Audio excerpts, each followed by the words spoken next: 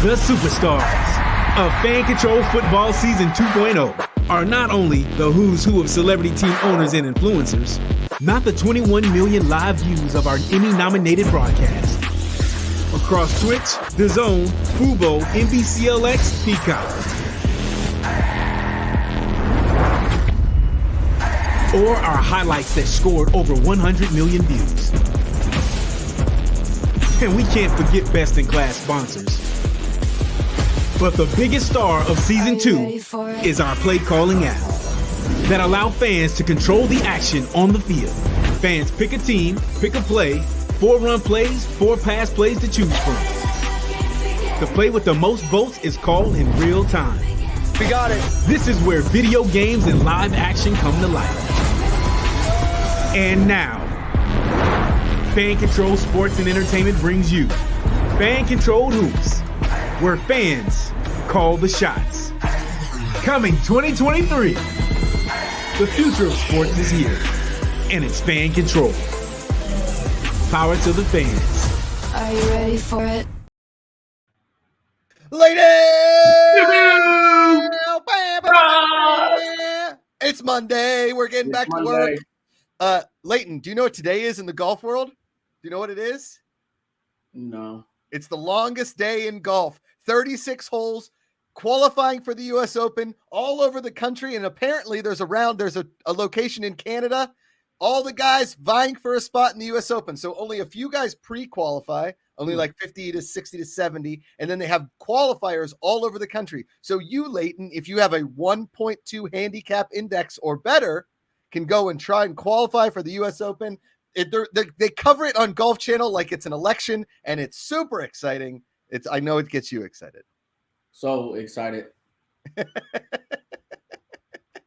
You see it? It's on my face. It's on your face. I just saw this tweet before the show started. Okay. Patrick Mahomes and or Tom Brady have been in the Super Bowl 6 of the last 7 seasons. This is coming from my buddy Aaron Horowitz, a diehard Bills fan. The one season neither of them made it, 2021. What happened in 2021, you ask? Bum, bum, bum. Oh, the Madden curse. That makes sense. Wow. You know, I don't want to believe in the Madden curse because I love Madden. I think it's the greatest video game ever made. I don't understand how it started, where it started. It's like the Sports Illustrated curse when it started. But man, that hurts. That stings. As much as I dislike Tom Brady's Patriots and or Tampa Bay Buccaneers, and really any team that isn't the Pittsburgh Steelers, it still is a thing. Yeah, of course. Oh, wow. Freddie Airmail, you find it maddening. That's pretty good. Out the gate. Out the gate. Good to see Jay Spacey in the chat. Jason Wright, Ruthless Cutie, all our friends, and our the legendary technical director behind the scenes, James Afro Crenshaw, aka Jim for short. Leighton, how are you? We missed last week. We had a holiday. You had a housewarming party. I had a housewarming in Atlanta. You're an adult.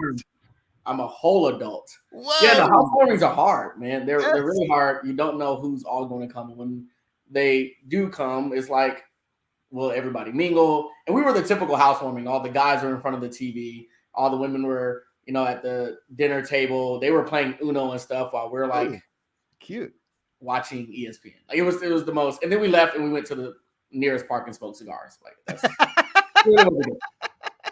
Literally what we did. So that's awesome. It was the most manly, womanly thing ever. The ticket 412 is here. Do you know what 412 is, Leighton? It's probably an area code. Correct. Do you know from where? Is it Pittsburgh? It is Pittsburgh, baby. And Ready, Set, Nom in the house. That's Jacob Montez, the legend. Oh, you gotta love Jacob. I Jacob. was just thinking about Jacob before the show, which is crazy. Were you texting him? No, he just came up in my mind. It's so weird. Last night my wife was like, "How's Jacob?" And I was like, you know what? I should really reach out and ask because Jacob sent me a video and he was exactly 1 year ago today. And we were drunk at like 3 a.m. on a Saturday night after after a game and just ding dong ditching random hotel rooms in the hotel. And one was John Brostrom's room, just ding dong ditching JV's room. Oh yeah, of course. Yeah. Woo! Oh man, what a crew we've gotten here today. Housewarming for Leighton. We're going to get into the awkwardness that is adults meeting adults at parties. So awkward. Because what's going to happen is, in about 6 to 10 to 15 years, Leighton, you're going to have a child. Okay. Oh, so fun. Right. And what's going to happen is your lovely wife is going to go and meet lady friends at like a gymnastics class. Let's per se. Yoga. Sure. Yeah. And they're going to make friends, and you're going to have to make friends with their husbands. But we're going to get into that later. First up, Leighton, Jim, hit it. Back to work. He got it. Okay. Leighton, we are starting with golf today. Everybody. Yes, I'm actually excited because I actually watched these highlights. Okay. See? Okay. So okay. I'm gonna set the stage here. Ready, set, nom, aka Jacob Montes. We got JB so good. Yeah, we did. Okay. So first, there was a PGA tournament this weekend. It was very exciting. There was a playoff. I had to explain playoff golf to Leighton. Well, it's like there's a playoff at the end of the tournament if there's not a winner. There's no ties in golf. Okay. Jason M. Wright, Jim hit it too hard. He's known to do that. Jim hit it a little. Okay. But on the other side of the needle of golf, the LPGA teed it up. And this isn't her first pro tour or first pro event, but this is her first event since turning pro. She's a sophomore at Stanford. Okay. She beat all of Tiger Woods' records. Okay. Tiger Woods had 11 wins in college. Rose Zhang had 12 wins in college. She won back-to-back individual NCAA national titles. She won a team national title. She won every major women's amateur event, including the Augusta National Women's Amateur. Okay. So she's like the Kareem Abdul-Jabbar of golf. She's Lou Alcindor before. And, she could become, I don't know what, Rose Abdul-Jabbar. Rose Abdul-Jabbar. Rose Abdul-Jabbar. Rose Abdul-Jabbar. So Abdul Zangbar. There it is. My joke I've been telling since I was 6 years old. If Paula Abdul married Kareem Abdul-Jabbar, her name would be Paula Abdul-Jabbar.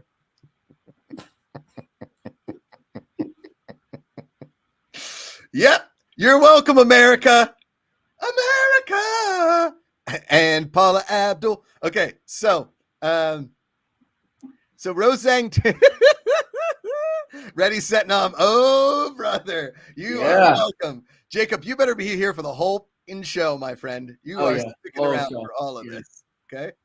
You know what? Somebody send Jacob the StreamYard link. Jacob, get in here. Let's get it from Jacob Montes. Jacob's like in his t-shirt and drawers in a bowl of cereal.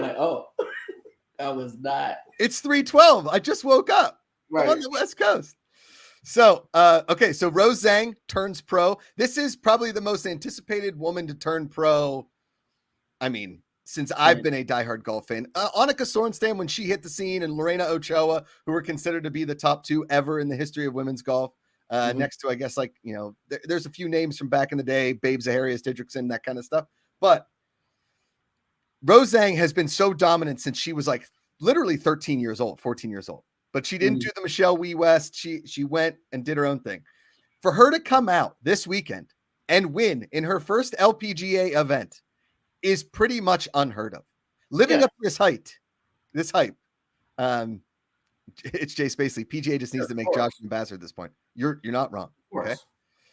This is Jacob. I got a meeting in 15. No, you don't. You made that up. You don't have a meeting. We know you don't. Look yourself in the mirror. Come on. Yeah. We want to hear Jacob's dating update is really what we want to hear. How are the ladies treating Jacob? That was the entire storyline of FCF season 2.0. Here, you thought it was the Board 8 Football Club? Nope. Jacob Montes dating life. Rose Zhang coming out and winning this tournament. Leighton. Tiger didn't win his first tournament. Didn't even come close. Came in 39th place or something like that. 46th place. He didn't win until his fifth tournament, which is still unheard of.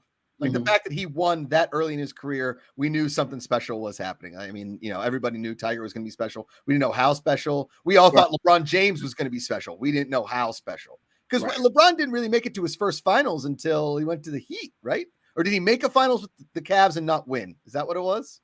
No, I thought he couldn't get out the East. Okay. Couldn't get out. I thought his first finals was with the Heat. Freddie, get on. Can you give us an update as to when LeBron James made his first final? I know we know it wasn't his rookie year. And guess what? LeBron James was the most hyped athlete coming out of high school, maybe ever. Yeah, of course. Ever, right? Mhm. Not even close. To really compare this, Leighton, this is such a big deal for women's golf. One, she's American. And the Americans have been jonesing for a women's megastar. Annika Sorenstam, Swedish. Lorena Ochoa, Mexican. Nelly Korda, American, but not dominant. Not as dominant as we had wanted her to be. Yeah. Granted, her swing is unbelievable. The tempo is so good, but she did not have the dominance that 2007 Cavs swept by Spurs. Okay. Got it. Final. Okay, there we go. So for Zhang to come out of Stanford as a sophomore and do this is a huge effing deal for women's golf.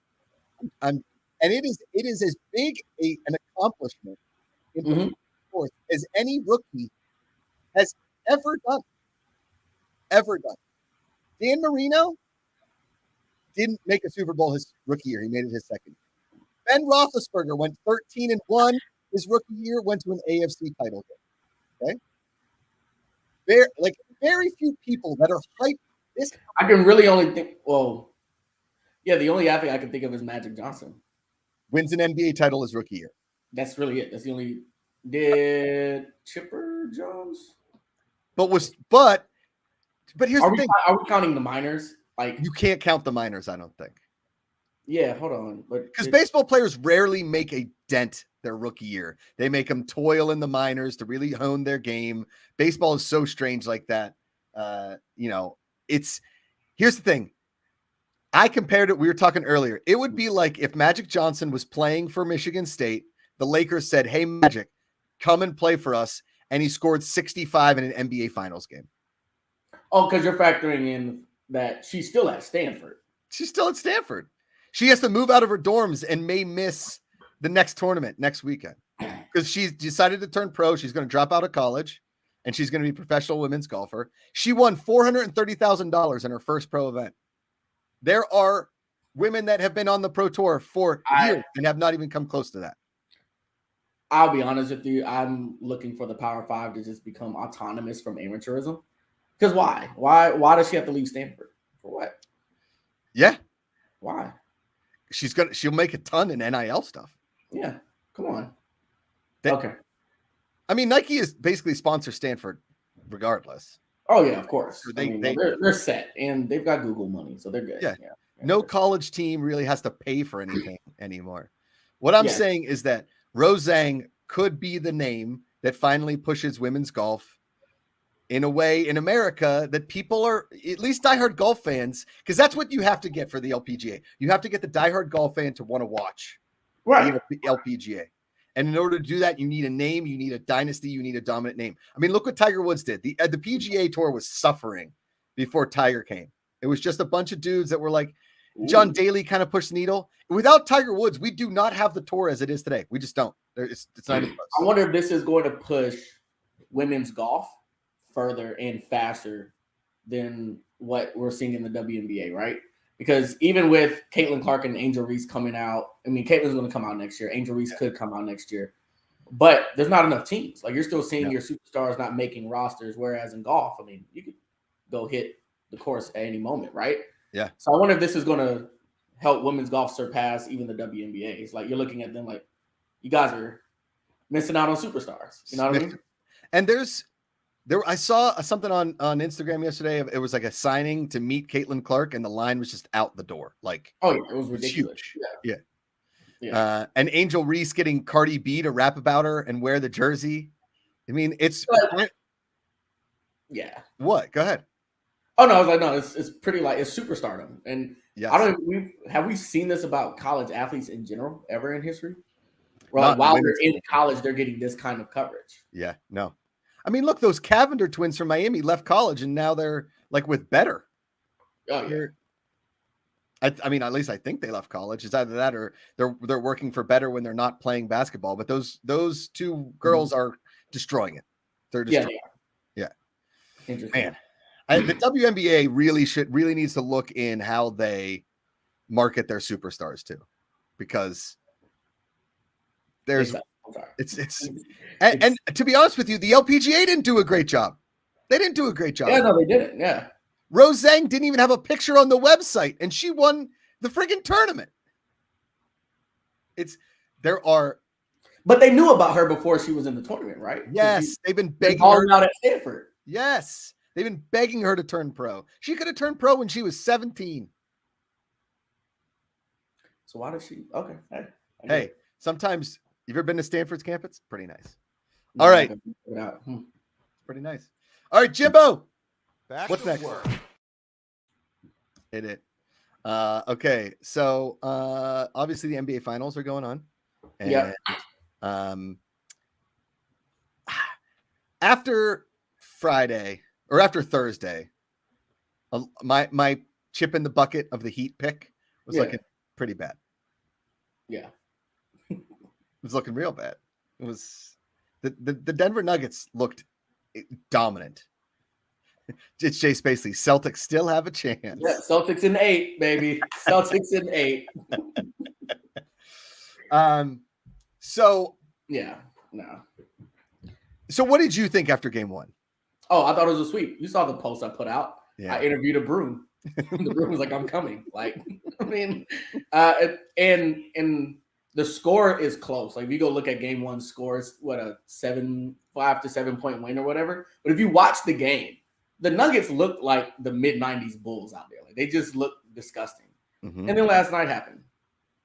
Yeah, last night happened. So here's the thing, I told you, Freddie Airmail said now it's basically a 5-game series where the Heat have 3 home games. He's not wrong. Yeah, that's the point of the mile high curse, if you will. What everybody's talking about, playing in elevation. They hadn't lost a home game all playoffs. Mm-hmm. I didn't even really think about it. I mean, I don't. You're in an arena. Does it really have an impact inside the arena? Like, yeah, I don't know about that. Is it like the air thinner in there too? But what is the point of the air conditioning? Like, what is the air pressure? The pressure of the building? Yeah, it just. I'm not an air scientist, whatever those are called. Freddie Airmail said it best. Depressurized arenas when? I told you, I think on Friday, I said, I think that the Heat were just testing the waters a little bit. Like, they dipped their toe over here. They kind of like put an ankle in. They were testing a little bit of the Nuggets, figuring out what they needed to do. They didn't really see times during the regular season. They came off that hard series against the Celtics where they kind of, going 7 up 3, going 7. It's brutal. A lot of emotions running high. Lose the game. Kind of take the first couple rounds. Little rope-a-dope. Yeah, And then let Butler loose. Mm-hmm.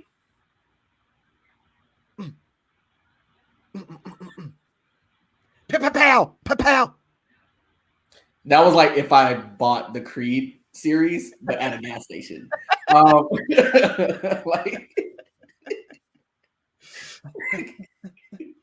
Look, last night's game was White guy fighting. Okay, sorry, go ahead. Last night's game was great for me to watch. Actually, like, I actually want the Heat to win the series. I just didn't think they were going to, because the Nuggets are amazing. All right. Yeah. But my brother even said this. A couple guys said, look, they need to start Kevin Love. That's what they did. That was smart. And then if you get into the third quarter, it was how they ran the pick and roll. It was beautiful. Have Bam Adebayo have the ball at the top of the key, put Jimmy in the corner. They're going to focus on him. If Bam's at the top, that's going to move Jokic up. Here comes Kyle Lowry. He comes around. They do the switch off. The lane's open for Bam, and who's left? Jamal Murray to cover him? Like, it's a smart move. And bam, here's Bam Adebayo. And Bam Adebayo kind of, I'm not quietly, you can't really say it quietly about anything, but everybody talks about Jimmy Butler. Everybody, nobody comes and be like, hi, my name's Bam. No, you don't. You yell your name, Bam. That's not your name. That's not your name. Yeah. There's no way. Is that he's quietly become like this Scottie Pippen-like presence for Jimmy Butler. You can say all you want. You can come at me. He has become this awesome presence for the Heat, like a little energizer when they need him. Butler can't do the whole thing. There's this famous moment in the first Bulls Sports Illustrated VHS called Learning to Fly. There you go. You got it free with Sports Illustrated. And they're playing the Lakers in the finals, and they're down. And Phil Jackson's like, you can't leave Michael alone yet. It's not time. It's not time. Like, it wasn't ready. The game wasn't to the point where they could just give it to Michael Jordan. And Jimmy Butler needs his Bam. He needs his Bam. Of course. Okay. Yeah. Freddie just realized Setnam is Montez backwards. There you go. Welcome. Well, welcome. So I have enjoyed the fact that the Heat came back last night. I like that it was at least finally some close games. I mean, Christ, how many games in these NBA playoffs were just 12-point blowouts or like all of them? Boring 16, it was like, oh, one team. Okay. The series goes 6. None of the games were close. It was just a flip flop. Yeah. Well, no, this is good for basketball, right? And this is good for those of us who love sports. Like, make me watch it to the wire. I mean, don't forget, if Jamal Murray hits that shot, it's actually an overtime game too last night. True. Yeah. Like, everything else was decided, 10 minutes left in the game. In this entire playoff. So no, I agree. I like this. I think everyone thinks that this is going to be a bad series, and this is going to be what we all want from basketball. We don't want a bunch of threes and 30-point, halftime scores. No, this is down to the wire, grind it out. A newly blonde Liv Moods was upset last night. After she's a big Nuggets fan. She is blonde now. She went Liv Moods normal hair, then she went braids, and now she's blonde. It's the summer of Liv. It's summer. We should have fans vote on the next hairstyle. Yes, we really should. Liv, if you're watching or listening, we're gonna have fans vote on your hair. Yeah. Last thing I will say is it never gets old at how big Nikola Jokic looks against certain teams when certain players are on the floor. He looks so much bigger than everybody. Yes. He's like if an offensive tackle was 6'7", 6'8", and played quarterback. Yes. We saw that at Kentucky, right? Yeah. He's a giant. Which of all the states in the country, I feel like Kentucky would be the state to have a something on the 300-pound quarterback. Right. Like he comes out of like a Piggly Wiggly and he's like, and you're like, whoa. He has like bourbon in one hand, the ball. He's like, touchdown. Welcome. Oh man. Yeah. Amanda doesn't really watch sports. My lovely wife. She's amazing, right? Yeah. Jared Lorenzen, Freddie Ehrman. Yeah. My wife doesn't watch sports. We were watching last night. She's like, who's that big white guy? Oh, him? That sounds like the perfect scene in a movie. Like when you're discovering the villain of the movie, like, yes, that big white guy. Oh, him? Oh, him. That's Nikola Jokic. Good to see our girl Rachel, authentically you, in the chat. Oh, thank you. The hostess of the housewarming. The hostess was the mostess. Housewarming legend, Atlanta legend. She posted something today about like her wellness. Looks like she dropped something in like a glass. What is that? What is that? It's something that I don't know. She explained it to me. I'm sorry, I wasn't listening. This is like the moments where I fell.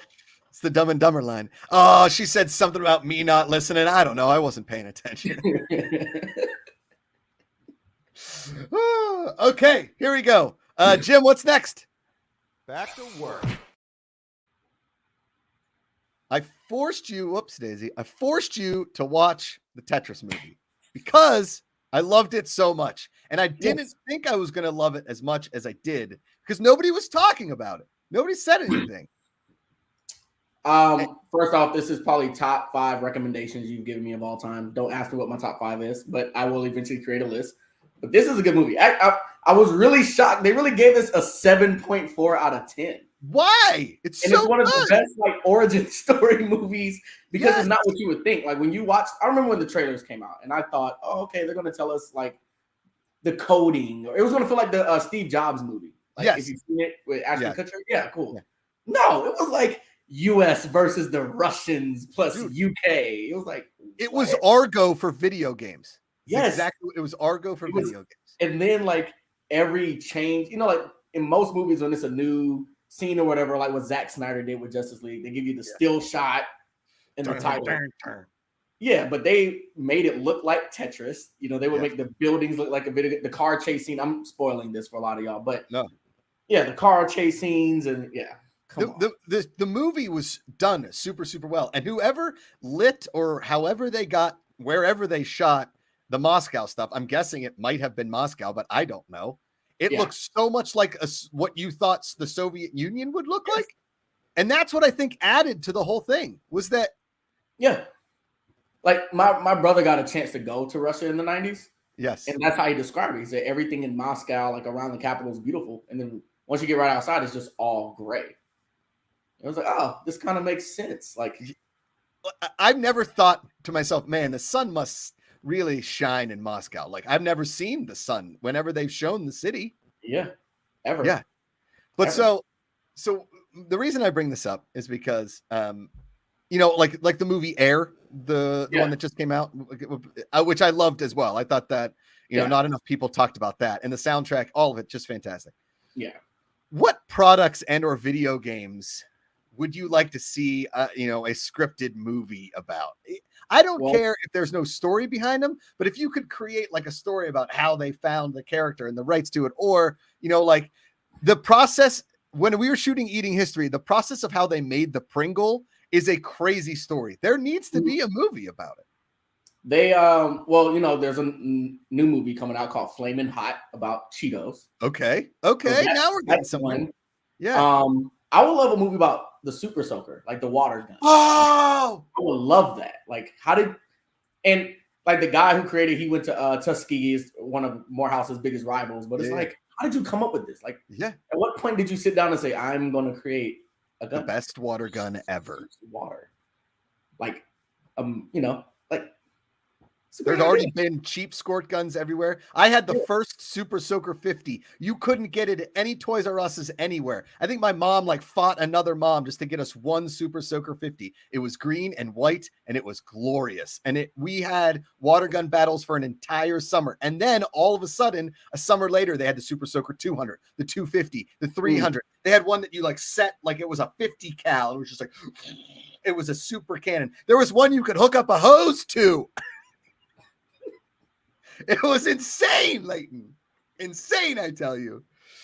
Yeah, Freddie Amos said, did you take down Buff Shuttleworth with yours? Buff Shuttleworth had the Super Soaker 150 the first summer. Like, he had double at this point. He was just like double, just the whole, that's Buff. That's Buff. He has two Super Soakers. So apparently, a friend of mine caught a clip from this show, and he reached out to Buff.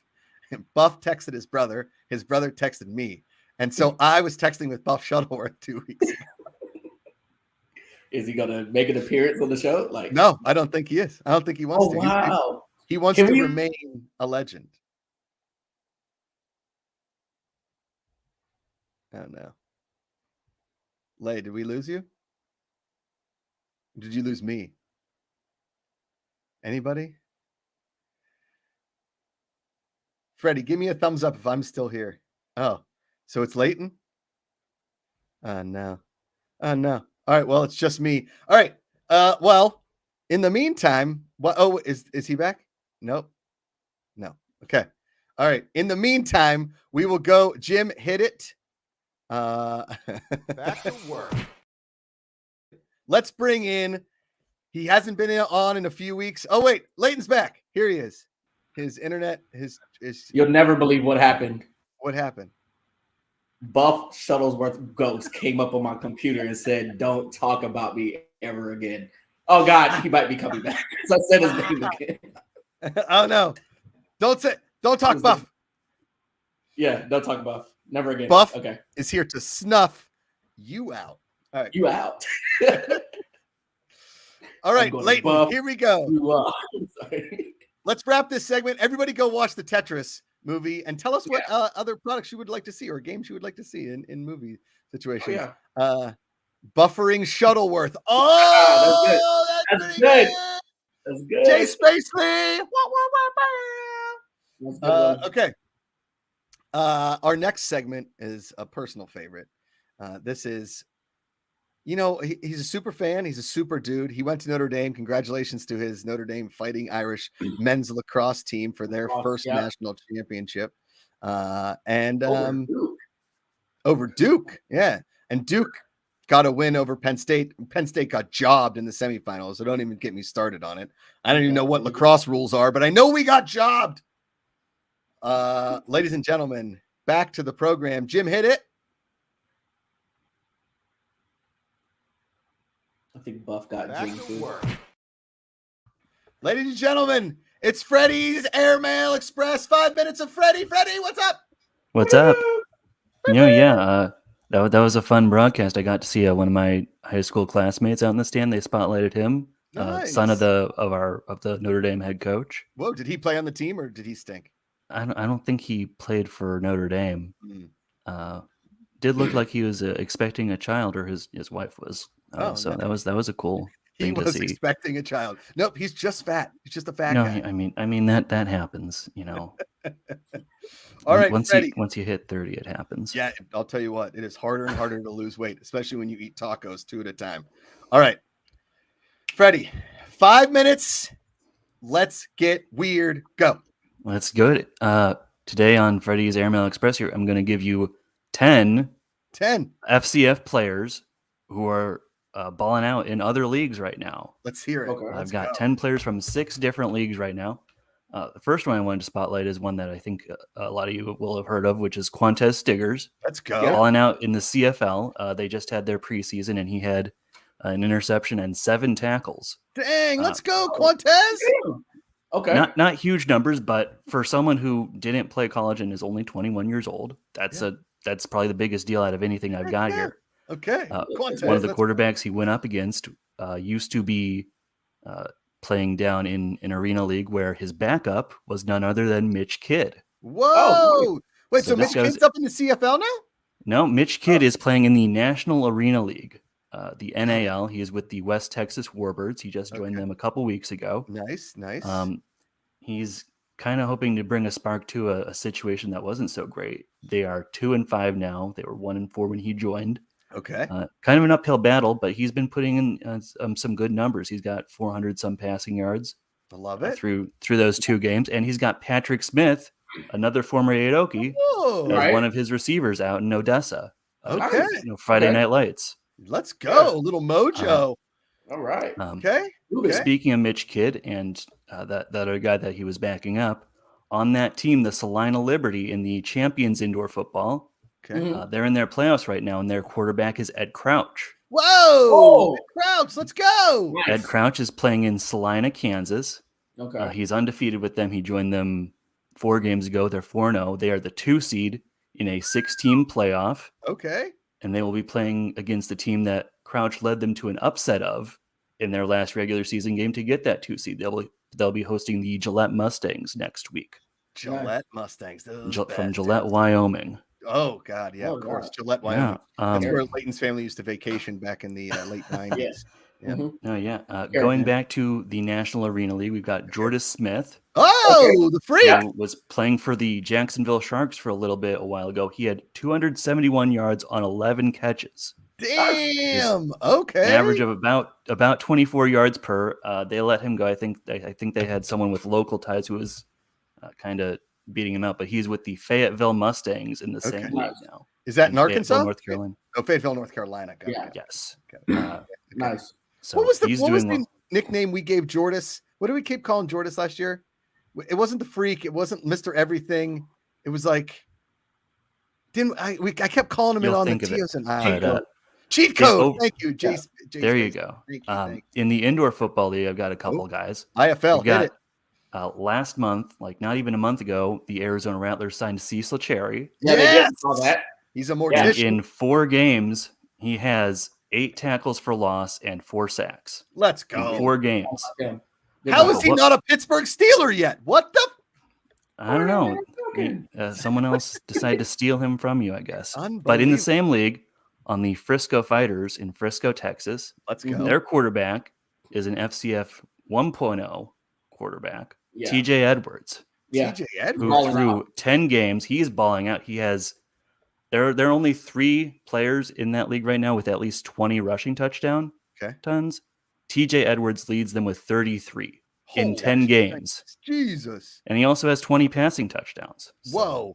Nice. Is there any defense in that league? Not at all. It's Big 12. Not against him. Jeebus. And a few more. You've got 1 minute left, Freddie. 1 minute. Over in the USFL for the Pittsburgh Maulers, who are not playing in Pittsburgh. They're playing in Canton, but they've got Madre London from season 1. Okay. He's leading their running backs in rushing yards, but when you've got a quarterback like Troy Williams who can run the ball as well as he does, he's kind of splitting touches there. Okay. And then a couple other guys in the LFA, the Mexican League. Got it. Okay. They're just wrapping up. So both these guys are done for the season, but I wanted to shout out a couple pass catchers. Tommy Oje, Nice. who was playing in Monterey and led all tight ends in the league in every major category. He's also doing long snapping for them. Let's go. And Terrence Williams was playing in Tijuana. Okay, that's good. In Tijuana? Yeah. Catching passes from Trayvon Boykin, former TCU standout. Wow.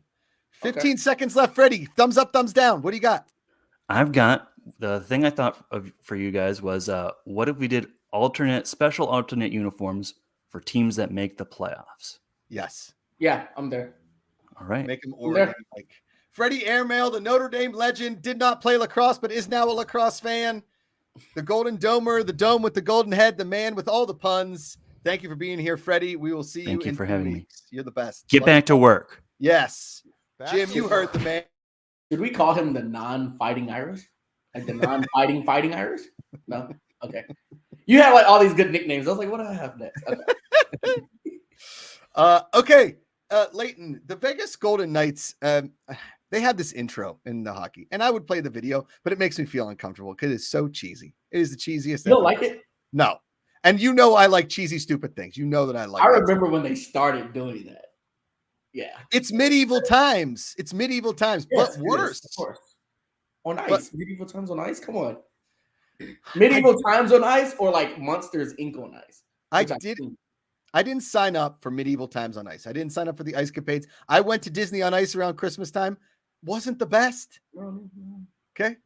Although there was a BMX guy on ice that landed a BMX jump. I was pretty impressed by that. And he did. Wow. Okay. I think he had like ice tires. Anyway. Yeah. Michelin. They were snow tires. They were all weather.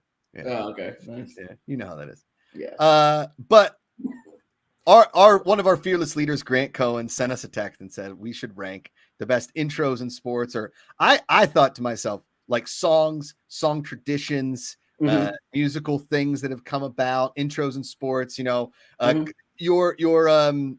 who's the guy there's a bunch of like places that have famous people that sing the national anthem like every time. Yeah, like the trumpet guy, Dallas Cowboys. Yes. Thanksgiving weekend. Correct. Because so for instance, in Pittsburgh, okay, I'm a homer. I'm gonna go full homer on you guys. We play Renegade by Styx at the end of in between the third and fourth quarter, just to get everybody in the stands, especially if we're behind, which we usually are, get the defense. And it starts with like, oh, mama, I'm in fear for my, and it's just like, boom, boom, boom, boom. And everybody in the stands is going crazy. I mean, grandmas that haven't got out of their wheelchair in 20 years are on their feet, waving a terrible towel. Like, let's go, Troy. Let's go. Screaming. Right? And everybody's just waiting for the breakdown. The news is up. And so to the point where like I'm getting chills thinking about it. Like I want to rip this terrible towel off the wall and start screaming Renegade. My one of my brother's best friends is Kevin Stefanski, now the head coach in Cleveland. Okay. Right. He was coaching in Minnesota. The Vikings came to Pittsburgh and we played Renegade. And he called my brother the next day and he was like, what the is that song? He's like, that song is awesome. It's insane. And the crowd goes wild. And we need something like that. My brother was like, if you take Renegade, we're done. We are done. Yeah, that's it. That's it. You're crossing the line. Yeah. Freddie Airmail said it best. Enter Sandman with Mariano Rivera. Done. Yeah. Yes, 100%. What do you got, Leighton? All right. I've got a list, right? So the one that went viral last year, it was Timmy Trumpet with Edwin Diaz, the Mets. Screw the Mets. But everybody did it. Like after they started, it became popular. To the point where when we would beat the Mets, the Braves, we would play the song. Okay. Just to throw them. So that's one. Yeah. Obviously Clemson running down the hill, Howard's Rock. That's cool. The Miami Hurricanes, the smoke is a thing. Yeah. UGA, Krypton. The band plays the theme to Krypton. Okay. And the entire stadium lights up their cell phones. And yeah, He's got I'll send it to you. But imagine this 90-something thousand stadium. Everybody has their silicone lights. They're going crazy. Okay. And then the Atlanta Hawks, we swag surf in the fourth. Okay.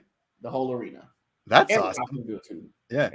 They Notre Dame, Freddie Airmail, not the same every time, but the Notre Dame band always has great halftime shows. Notre Dame has an awesome song, and so does Michigan. I know they're rivals, but they both have really classic songs. University of Wisconsin has Jump Around, and in between the third and fourth quarters, and the entire student section goes insane. Which I've been a part of. I've been in that student section wearing Penn State gear. Probably not my best. You might not like this one, but I love it. Iowa's back in black. Yes. The football team. Yeah. That's a really good one. Jason M. Wright says that Wild Thing in Major League, although fictional, is awesome. Oh, it's amazing. It's amazing. Yeah. Penn State, okay, and Penn State's whiteout is, I mean, listen, I'm not the only one that thinks that's amazing. They talk about it on College Game Day all the time. Yeah. Okay. But we also took that song, the Zombie Nation. Right. We started that. That was us. And then when it breaks down, we go like, we are Penn State. Right. And the whole, like, even all the alumni, like my 80-year-old uncle's up there, just like, what's that song? I'm like, it's so good. It's just amazing. And the stadium is just on fire. I mean, people are painting themselves white. I was like, you could just wear a white t-shirt. You're a white guy already. Paint yourself. Yeah, of course. Go ahead, paint yourself white. Or like Elmer's or whatever it is. Just trust Elmer's glue all over your head. Yeah, go on. Yeah. But back to the Vegas Golden Knights thing. You like this night on ice? Yeah, it was cool. I think it's pretty cool. It's entertaining. Have you seen the Seattle Kraken have a cool one too? Yeah, that one's really cool. They'll show the mascot of the other team like on ice, and then the Kraken's tentacles come up and like grab them. Take it down. The Atlanta Hawks used to have they used to do a 3D show on the court in their pregame. So okay. That was their cool thing. The Florida Gators one is pretty sick too. That one's crazy too. I think Jason M. Wright says it best. My favorite is the lineup intro theme when Michael Jordan took the court for the Chicago Bulls. Yeah. A guard. It's like, I mean, that kind of changed the game. That's when stadiums were like, everybody picked it up. We should do something like this. Right. Yeah. Jonathan Peck, the Nashville Predators goal horn. I liked it. I loved it. Song stuck in my head. That's the dun dun dun dun dun dun dun. Oh, that was okay. Yeah. Our friend Rufus Cutie, Bro, the song from Pennywise. That's always, it's like, how's it go? Why is it now the freaking Nashville song got in my head and I can't think of the Bro. It's like, it's not that one. It's not like dun, dun, that's the Seven Nation Army, but it sounds a little bit like that. That's that one they always play.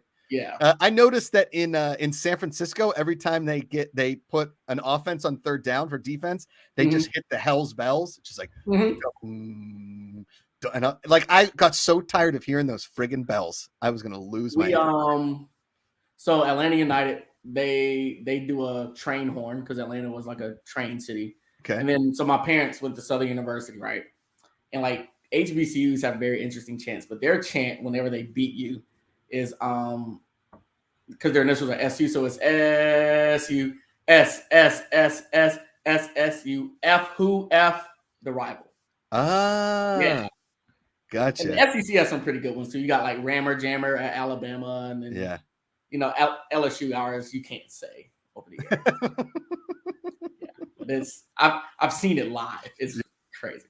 Man, we used to have when the Penguins were making the Stanley Cup playoff run back in the early 90s, when we would be up big, they would say Elvis has just left the building, which is like a popular thing to say, right? Yeah. We had an Elvis in the crowd and he'd be walking around and then like midway through like the run, I found out that my cousin was Elvis. He was the Elvis going around. Big fat Elvis. I just feel like one day I'm gonna go to Pittsburgh. I'm gonna get lost. And everywhere I go, there's going to be a Macuga. Like, yeah, you'll find one. Yeah, just you'll find it. Follow the golden Macuga. Yeah. Find your way back home. I'll give you that. All right, we got a couple more to get to. Jim, hit it. Back to work. Okay. So here's what happened. We teased it at the beginning of the show. I went to a children's birthday party on Saturday. Okay.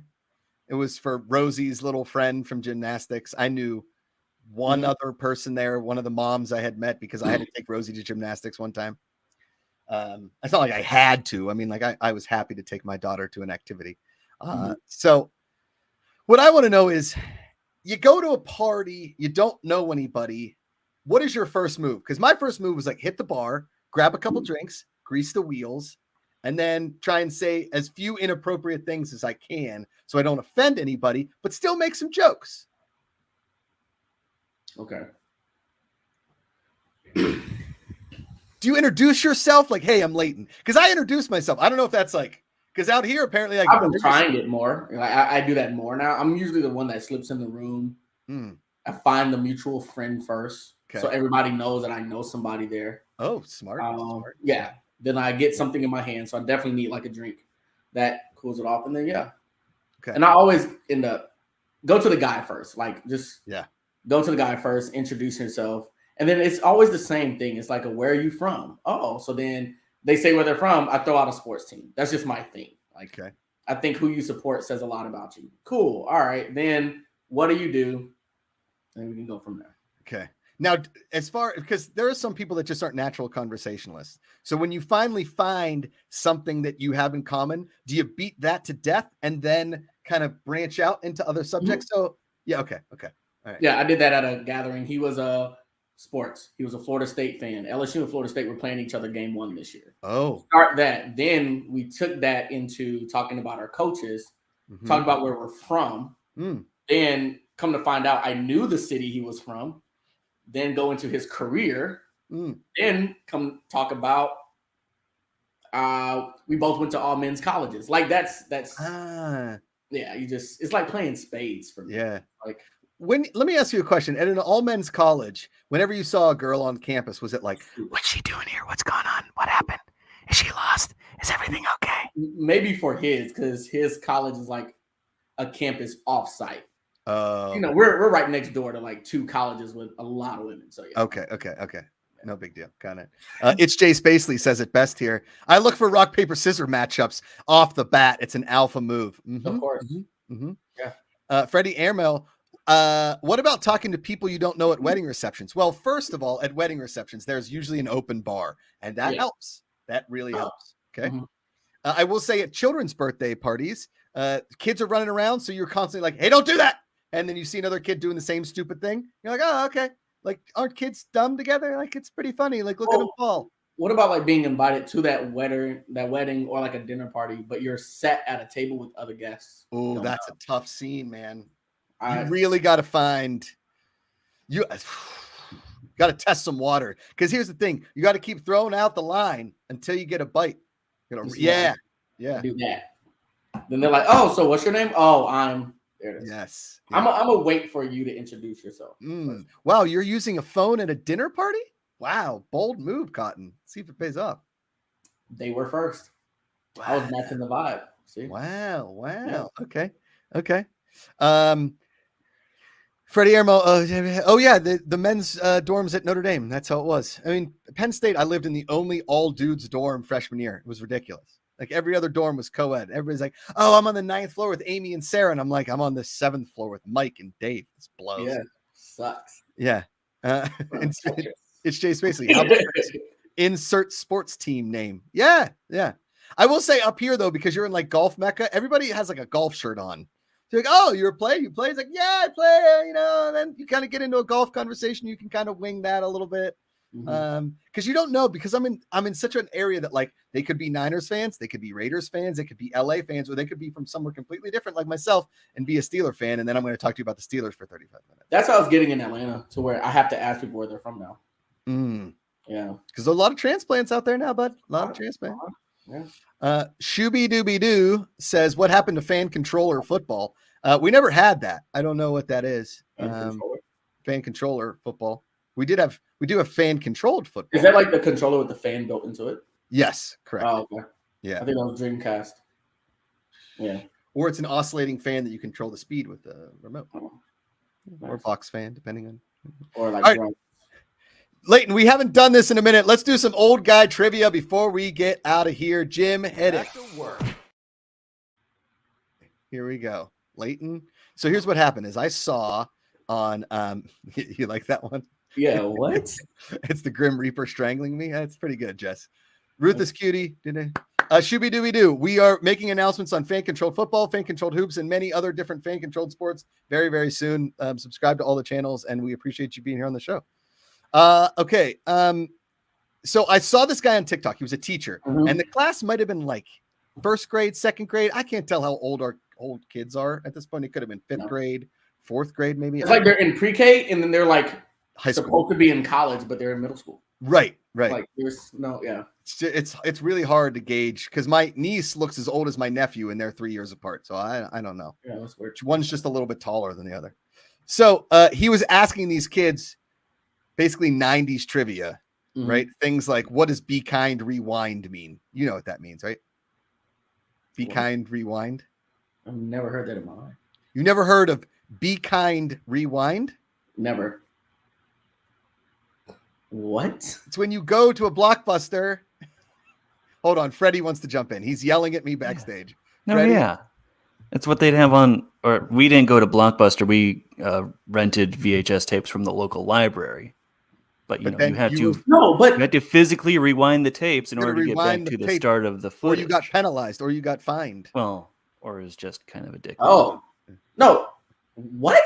Yeah, Blockbuster would find. But I guess they'd be able to tell we didn't get fined, but we also weren't paying. It was right above the entrance when you went to Blockbuster. Thank you for backing me up. We had little stickers on the tapes. See, I never paid it. That was my favorite store because I would always go to the Power Ranger and the superhero section. Then I get scared in the scary movie section. Of course, yeah. I still do that. Silence of the Lambs cover to this day still just scares me. Oh, it's terrifying. Yeah. It was actually a movie too with Jack Black. A movie called Be Kind. I believe it was Jack Black and Andre 3000. I'm pretty sure was the other lead.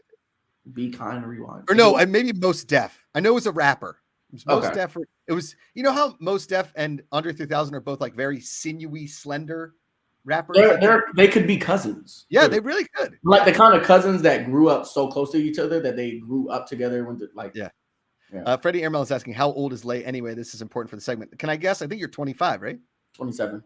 27? Man, I have vivid memories of our Blockbuster. Okay. Yeah. You're not that old. You're not like a third grader right now. No. Okay, here are my questions. You ready? These all come from 1982. 1982. In 1982, the Commodore 64 was released. What is that?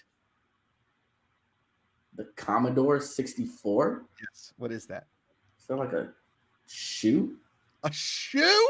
What the heck is a Commodore 64? Is it Commodore 64 was the first home video game console. It was before Atari. Oh, okay. Yeah. The knockoff Nintendo? Question mark? Yep. Okay. 0 for 1. Next. This Oscar-nominated actor and now kind of crazy activist played Spicoli in Fast Times at Ridgemont High. I'm looking for the actor. Have you Leonardo seen DiCaprio? What's that?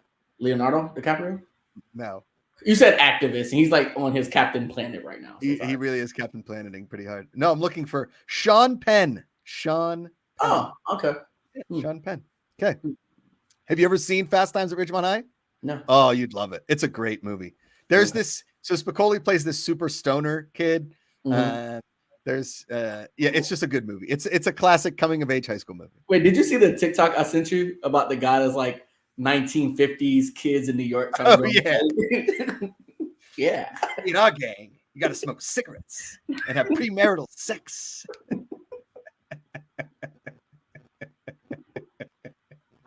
It's good. It's good. Yeah. It's really good. It's really good. All right. Question 3. Maxell, Maxell. Maxell is most famous for making what product? Maxell? Maxell. Maxell. Maxell. A product? Yeah. It's like what? Floppy disks? Really close. We were looking for cassette tapes. Oh. Cassette tapes. Yes. Yeah. But a good floppy disk really does bring just a twinkle to the eye. And finally, Dan Marino Mm-hmm. played college football. Mm-hmm. Where? Pitt. Yeah, he did. Let's go. Yeah, I know that. Okay. All right. Well, I did graduate in 1982. So. Yeah. Oh yeah, he did. Yeah. Oh, Leighton, you went 1 for 5. I'm proud of you there, bud. Thank you. Wow, you thought I was gonna go for 5. No. Ruthless Cutie, thank you for making me make you old again in graphic form. Of course. If you guys want to submit some old guy trivia for Leighton, anything from like the 80s, 90s kind of era, like mostly, let's think 80s to early 90s. Yeah, like when I was still in the sack. That's the kind of stuff, Yeah. So like you were born in what? 96? 95. 95. Okay. 95. So anything from 95 to 1980, I think is pop culturally enough, right? Yeah. Because like when you watch Stranger Things, does that bring any kind of that doesn't like bring any kind of nostalgia to you at all? What's crazy is I had to teach Rachel about Captain Planet the other day and Silverhawks and Thundercats. My brothers are 80s kids. So. Yeah.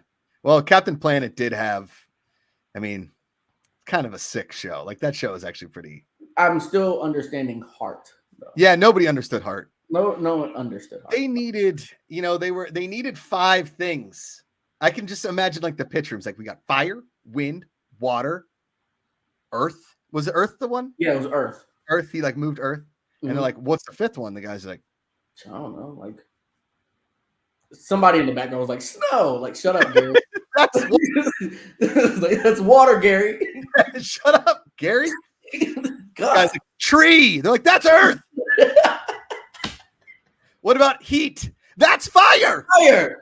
God damn it. System. What about a Native American gentleman who has heart? I'm like, oh, okay. Sounds good to me. Right. The pitch is in 10 minutes. Just say heart. Okay, got it. Right, heart. And they got it. He's our hero. Going to take pollution down to 0. Leighton Batiste, Josh Macuga. Special thanks to Freddie Airmail, the absolute legend, the Notre Dame Golden Domer, to Jim Crenshaw, working the 1s and 2s in the back, and to Jess Samola, Ruthless Cutie, for making all of our graphics and making us look sexy. We really appreciate it. This is Monday. You spent an hour with us. Now get back to work. Back to work. Thank you, fans, for watching Back to Work with Leighton Batiste and Josh Macuga on the fan-controlled sports and entertainment YouTube channel. If you liked this video, you can check out other videos right here. You can subscribe to the channel, tell all your friends, hit like buttons across all the videos, check out all of our shorts and live shows, and as always,